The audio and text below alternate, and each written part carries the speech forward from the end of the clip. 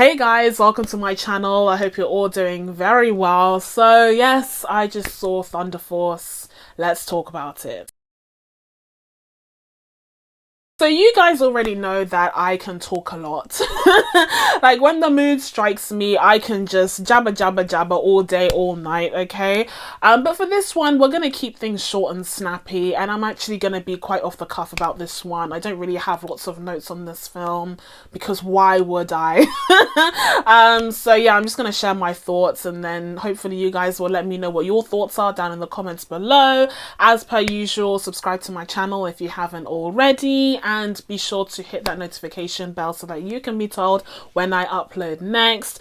Without further ado, let's get into my thoughts on this film. This film is directed by Ben Falcone, who is a frequent collaborator with Melissa McCarthy because they are in fact married, so they work together quite a bit, and it's clear as day to see that on the occasions where Melissa McCarthy does work with her husband, that's when shit hits the fan.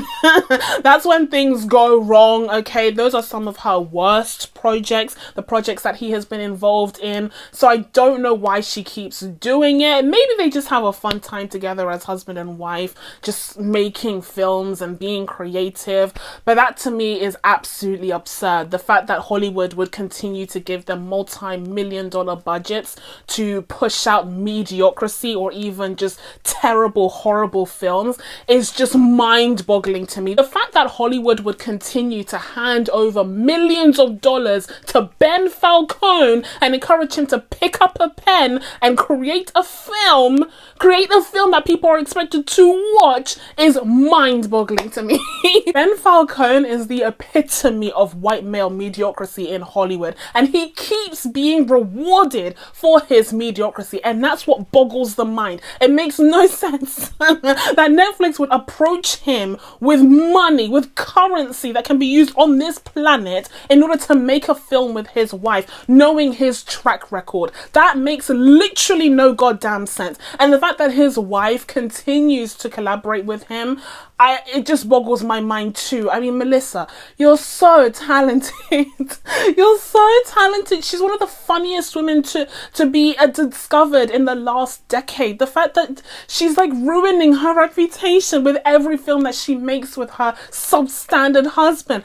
It really does genuinely upset me because when Melissa McCarthy is good, she is great. I mean, if you think to her performances in Bridesmaids, in The Heat, in Spy, one of my favorite comedies of the last decade, she's phenomenal in those films when she's working with other people. But when you go back to her films with Ben Falcone, like Identity Thief, was that one of them? Or did I just make that up? Or Boss Lady, or something with boss in the title?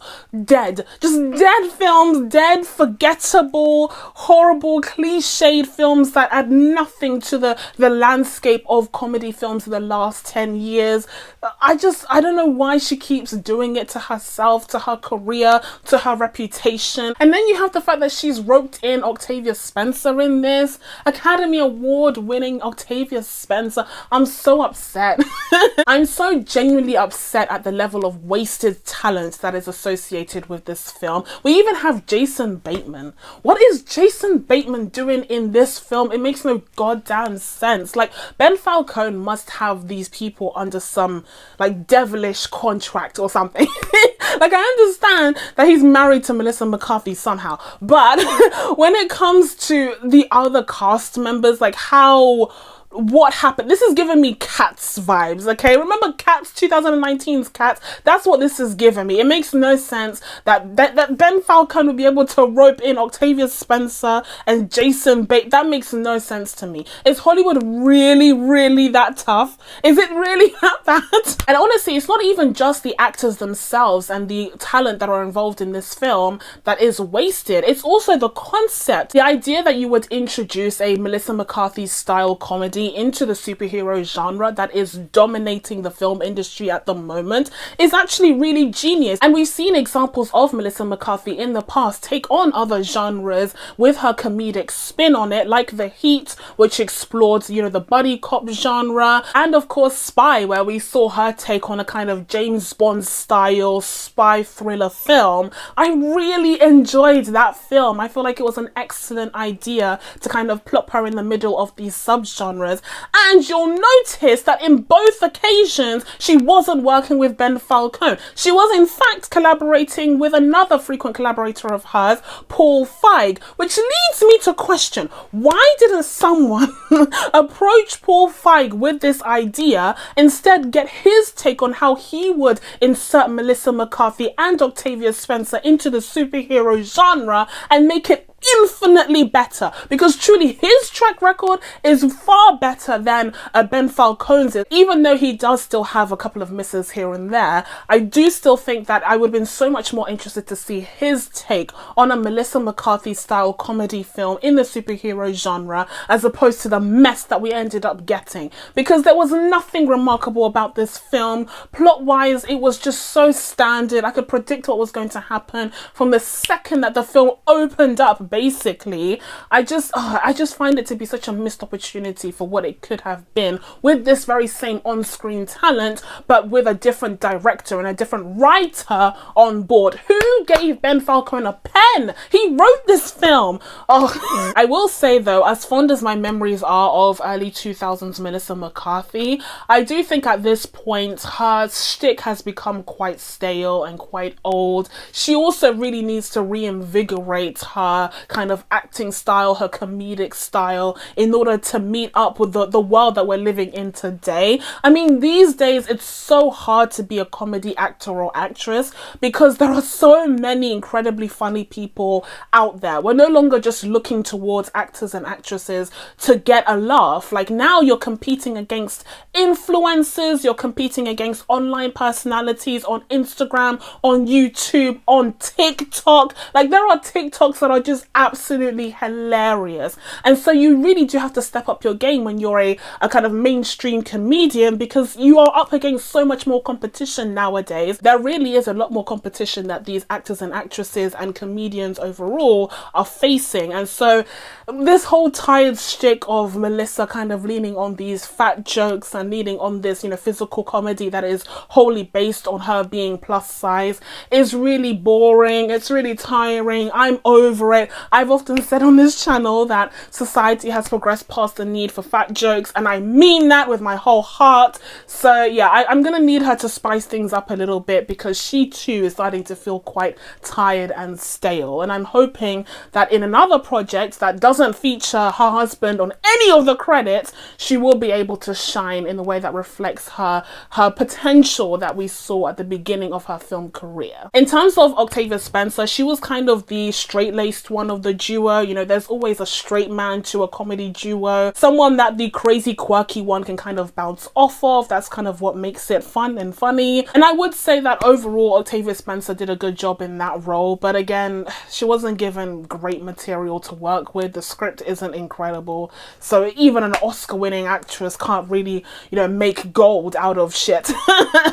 Like, it's just but I will say, you know, they had great chemistry together. Again, in the hands of a better writer who gave Ben Falcone a pen, I think they would have worked really well as a duo, especially within the superhero genre, where, you know, these kinds of female characters are not even underrepresented, but just not represented. Just non-existent. Okay, we don't see plus size, you know, middle-aged women in the superhero genre. Like, we really don't. Okay, so there was an opportunity here to spotlight, you know, this kind of character within this dominating genre of the time, and really give us something new and something fresh to kind of delve into, because 2021 is turning out to be the year of superheroes. I mean, who would have thought? We are already well into the superhero renaissance that we've been experiencing in the last decade, but 2021 came to play, okay, came to win, even with shows like Invincible, with WandaVision, Falcon and the Winter Soldier. You also have a ton of DC DC stuff this year, like Zack Snyder's Justice League and the upcoming Suicide Squad. So we're seeing a boom still within the superhero genre, I guess also because 2020 was so dormant overall. But that means that the film's timing itself wasn't the problem. The problem was the execution. I will say that the film still does feel a little cheap, although that's to be expected from a Netflix film. You know, Netflix is doing a film a week this year. I don't know how that's going for them. Okay, I don't have their metrics, but it seems to me that last week's film went very under the radar. No one seemed to care about A Concrete Cowboy, which is a shame because I really enjoyed that film and I think it was quite important. This film seems to be trending, like it is on the top 10 on Netflix's site, at least in the UK. So it's gotten eyes on it, but that's also a shame because it's a dumb movie. But I guess people want to enjoy dumb movies sometimes, and honestly that's fine. I went into this film thinking that I was going to be dogpiling on it. You know how I sometimes rant about these Netflix, these dumb projects. But honestly, like, I'm not angry, I'm just disappointed. That's essentially what the issue is here. I see the potential, I see where the idea came from. I like the representation of these plus size, middle-aged women, you know, tackling the superhero genre, having superpowers of their own and getting involved in there. I also like the representation of, you know, black girls who are, you know, incredibly intelligent and driven and intellectual. I really enjoyed that, especially through, you know, Octavia Spencer's character and of course her daughter in the film. So I like that aspect. I also, against my better judgment, liked Jason Bateman's crab character. Like, Jason Bateman would have to do a lot for me to not like his character in a film or TV show, so I was already predisposed to enjoying his performance. But his crab character wasn't the worst. Like, I did actually enjoy him and Melissa McCarthy's character's kind of romance in the film. Listen, at this point I'm grasping at anything to enjoy. Pom Klementieff, I believe that's how you pronounce her name, so sorry if I butchered it, but she plays Mantis in the Guardians of the Galaxy films, and I enjoy her here as well. She's kind of hamming it up, like she's exaggerating, but honestly that's the kind of character that she has to be in this film because that's the kind of film that it is. So yeah, you know, she was fun. You know, she was having her Wonder moment. That's another thing as well. I couldn't help but feel like she was doing her version of Wanda Maximoff with her powers, except her powers are like blue lightning styled. But I do feel like she must have had a fun time pretending to be Wanda Maximoff in this film. So good for her. And ultimately, that's what this film kind of feels like. It's just an excuse for a bunch of incredibly talented actors to come together in this, you know, fun little movie making holiday, perhaps against their will because of Ben Falcone, who knows, in order to make a largely mediocre and largely forgettable film that had a lot of potential and would have met that potential in the hands of literally anyone else. And ultimately the true purpose of this review is just to act as a public service announcement to anyone who is listening, anyone in Hollywood who might be watching this. Please stop giving Ben Falcone a pen and millions of dollars to work with. Please stop. Please stop. Okay, the joke is over. Okay, the jig is up. It's time to move on now. We can do better than this. Everyone involved in this project can do better than this. So with all of that being said, I'm going to be giving Thunder Force a 4.5 out of 10. So that's it from me. Now that I told you guys my thoughts on Thunder Force, it's time for you guys to let me know what you thought of this movie down in the comments below. Please be sure to subscribe to catch new videos coming up. Thank you guys so much for watching. I really appreciate it, and I will see you in the next one. Bye.